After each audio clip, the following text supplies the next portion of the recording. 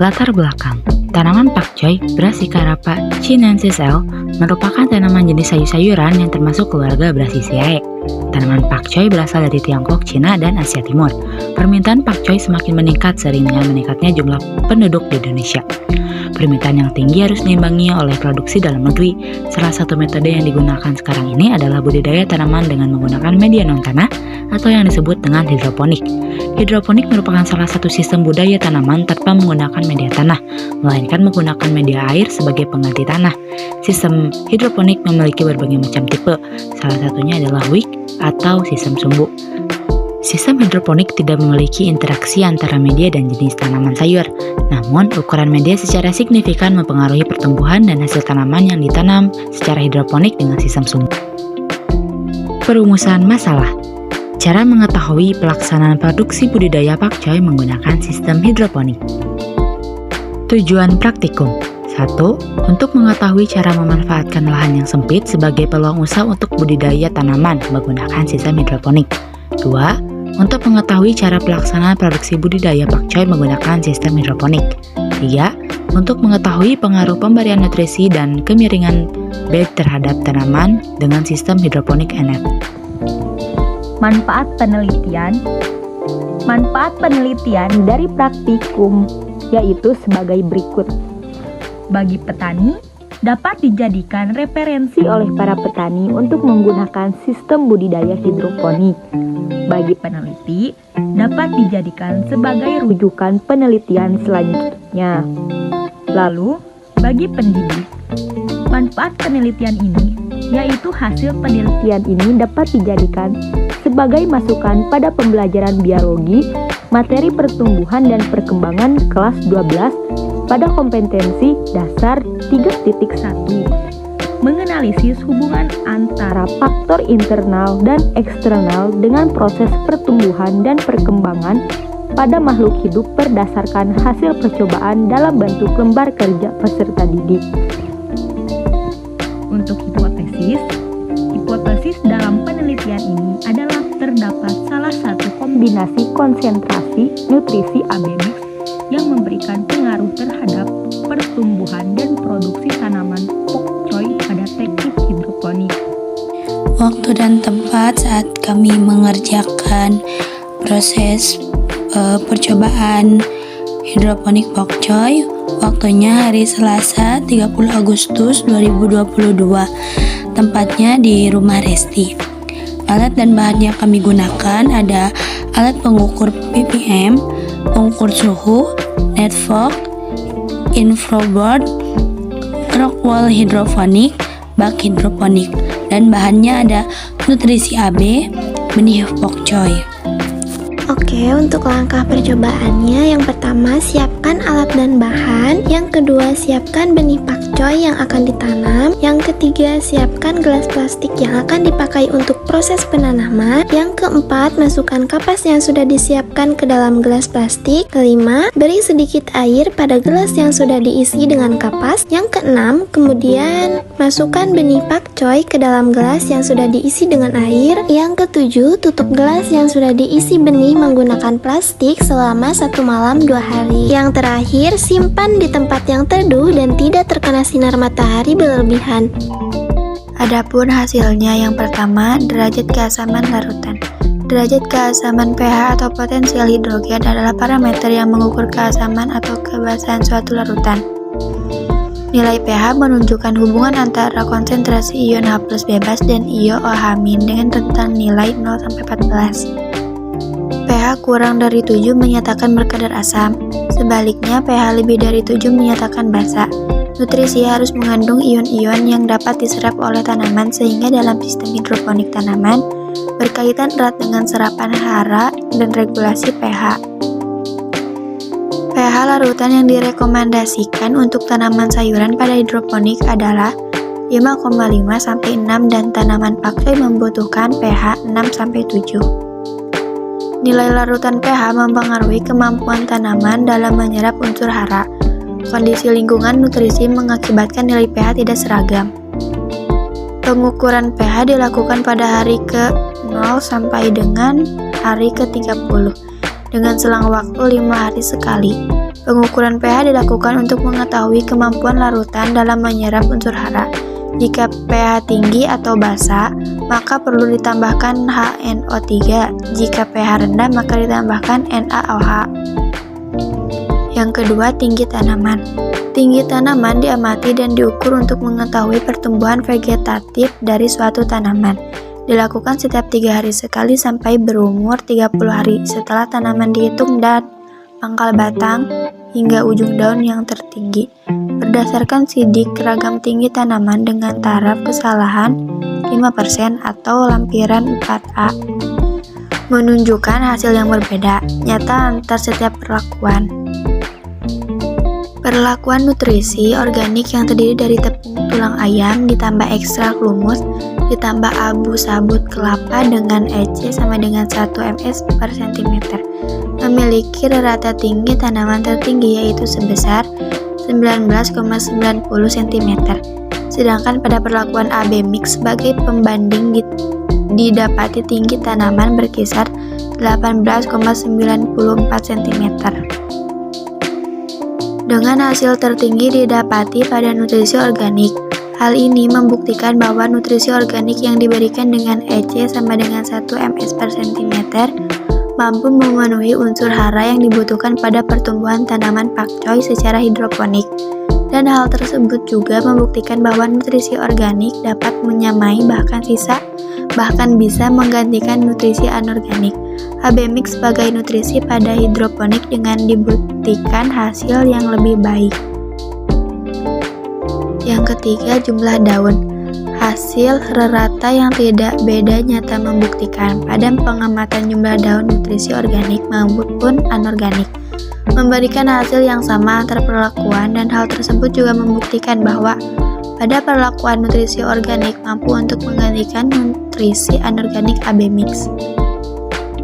Hal ini menunjukkan bahwa rata jumlah daun tanaman pakcoy pada semua perlakuan mengalami peningkatan mulai dari hari ke-0 setelah tanaman sampai dengan hari ke-30 setelah tanaman. Hal ini diduga unsur hara pada semua perlakuan yang diberikan dengan EC yang berbeda-beda maupun nutrisi anorganik AB mix dapat diserap secara optimal oleh tanaman pakcoy. Luas daun. Pada rata luas daun tanaman pakcoy dapat dilihat pada tabel 2 yang menunjukkan pemberian nutrisi anorganik AB mix dan nutrisi organik dengan tingkat EC yang berbeda-beda. Pada tanaman pakcoy memberikan hasil rata luas daun yang relatif sama, yaitu berkisar 395 cm per 480,56 cm. Hasil rata luas daun pada nutrisi AB mix sebesar 4,30 cm, sedangkan pada nutrisi organik hasil tertinggi didapat pada perlakuan EC sama dengan 1,75 cm. Hasil yang relatif sama dan tidak beda nyata tersebut memberikan pengaruh yang sama antara perlakuan nutrisi organik dan AB mix, sehingga perlakuan nutrisi organik mampu untuk menyamai dan mampu menggantikan nutrisi anorganik. Warna daun. Parameter warna daun dapat mengindikasikan kemampuan tanaman dalam menyerap nutrisi. Warna hijau pada daun berasal dari zat hijau daun atau disebut klorofil. Klorofil merupakan zat hijau daun yang terdapat pada semua tumbuhan hijau yang berfotosintesis. Pembentukan klorofil dipengaruhi oleh ketersediaan unsur hara pembentukannya. Sehingga semakin hijau warna daun, maka serapan unsur hara tanaman semakin optimal.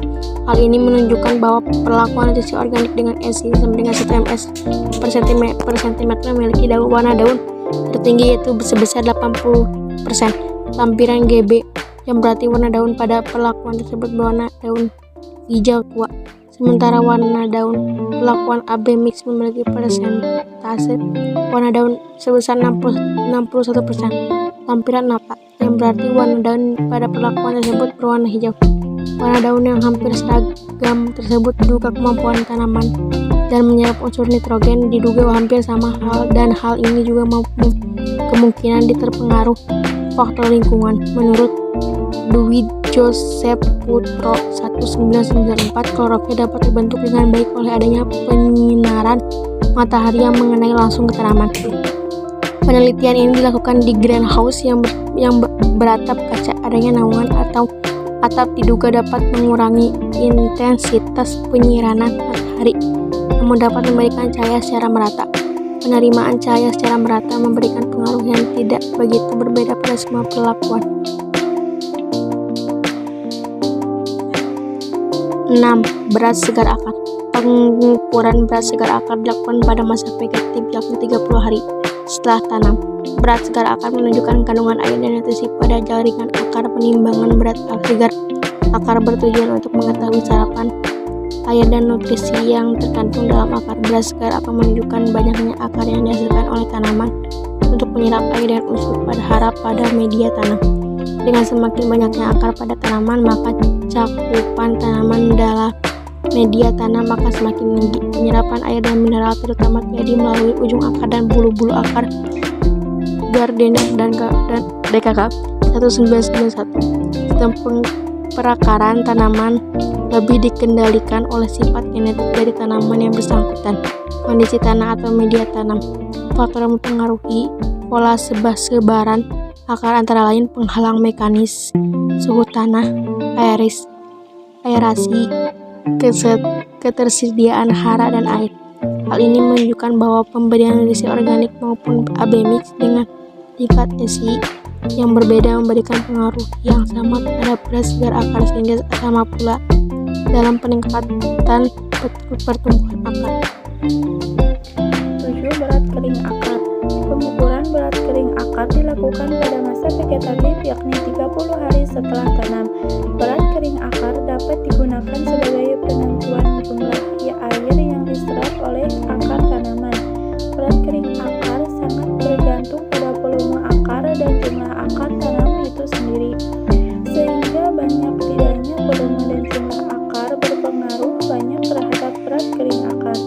Berat kering akar diperoleh dengan menghilangkan kadar air di dalam jaringan akar menggunakan oven dengan suhu 60-80 derajat Celcius dengan lama pengeringan antara 6-16 jam sehingga jaringan tanaman tidak rusak oleh suhu. Berdasarkan hasil sidik, ragam berat kering akar dengan taraf kesalahan 15%, lampiran 4E menunjukkan hasil tidak beda nyata antar perlakuan. Pada tabel 3 menunjukkan pemberian nutrisi anorganik AB-mix dan nutrisi organik dengan tingkat EC yang berbeda pada tanaman pakcoy memberikan hasil rata berat kering akar yang relatif sama. Pada perlakuan AB-mix didapati hasil 0,36 gram, sedangkan pada perlakuan nutrisi organik berat kering akar tertinggi didapat pada perlakuan EC 1 ms per cm, yaitu 0,45 gram. Hal ini menunjukkan bahwa pemberian nutrisi organik maupun anorganik AB-mix dengan tingkat EC yang berbeda memberikan pengaruh yang sama terhadap berat kering akar. 8. Panjang akar. Hal ini menunjukkan hasil tidak beda nyata antar perlakuan. Pada tabel 3 menunjukkan pemberian nutrisi anorganik AB-mix dan nutrisi organik dan tingkat EC yang berbeda antar perlakuan memberikan hasil yang relatif sama. Pada perlakuan AB-mix didapati hasil panjang akar sebesar 12,94 cm, sedangkan pada perlakuan nutrisi organik panjang akar didapat pada EC 1,50 ms per cm sebesar 16,81 cm. Hal ini menunjukkan bahwa pemberian nutrisi organik maupun nutrisi anorganik AB-mix dengan tingkat EC yang berbeda memberikan pengaruh yang sama terhadap panjang akar, sehingga nutrisi organik mampu menyamai dengan nutrisi anorganik AB-mix.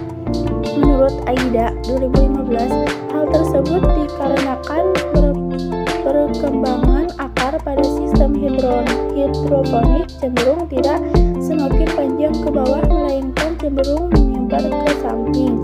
Hal ini dikarenakan proses penyerapan air dan nutrisi pada sistem hidroponik telah dibantu melalui perantara sumbu, sehingga akar akan langsung menyerap air dan nutrisi melalui sumbu, sehingga panjang akar di setiap perlakuan relatif sama.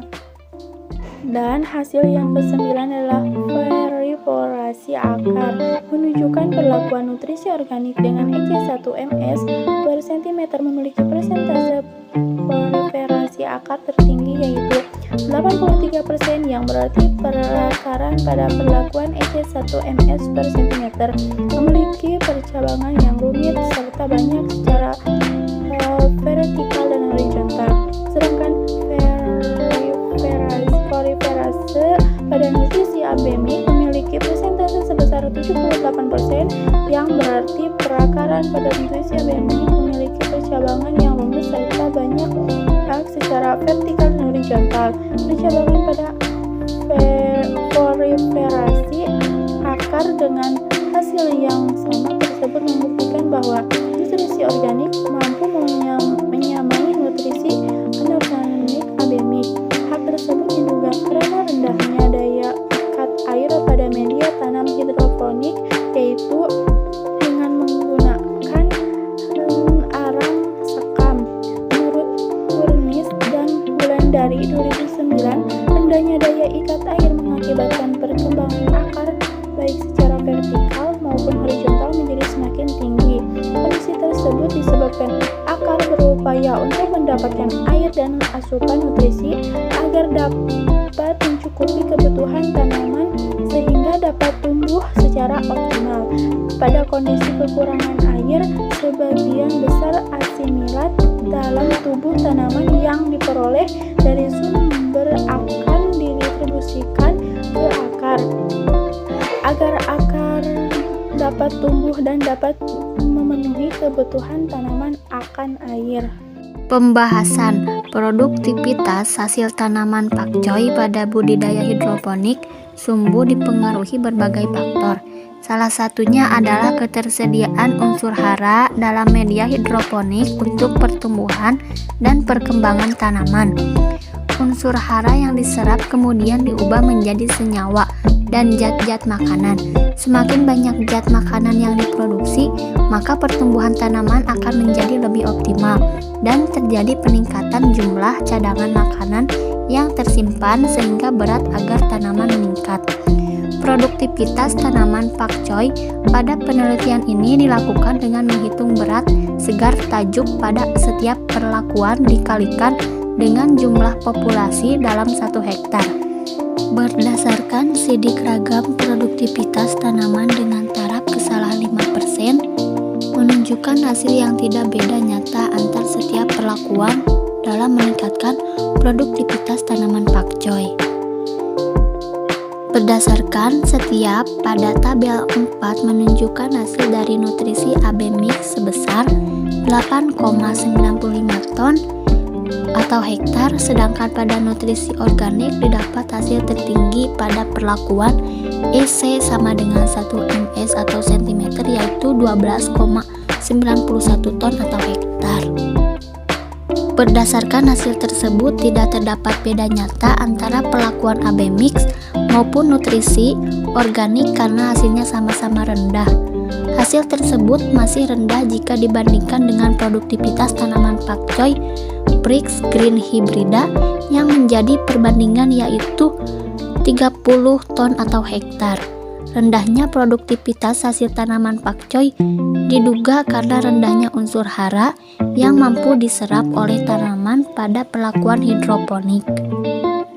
Menurut Franciscus menyatakan apabila tanaman memperoleh unsur hara yang cukup mengakibatkan fotosintesis akan berlangsung dengan baik, sehingga penumpukan bahan-bahan organik hasil fotosintesis dalam daun lebih banyak dan akan berpengaruh pada produksi tanaman.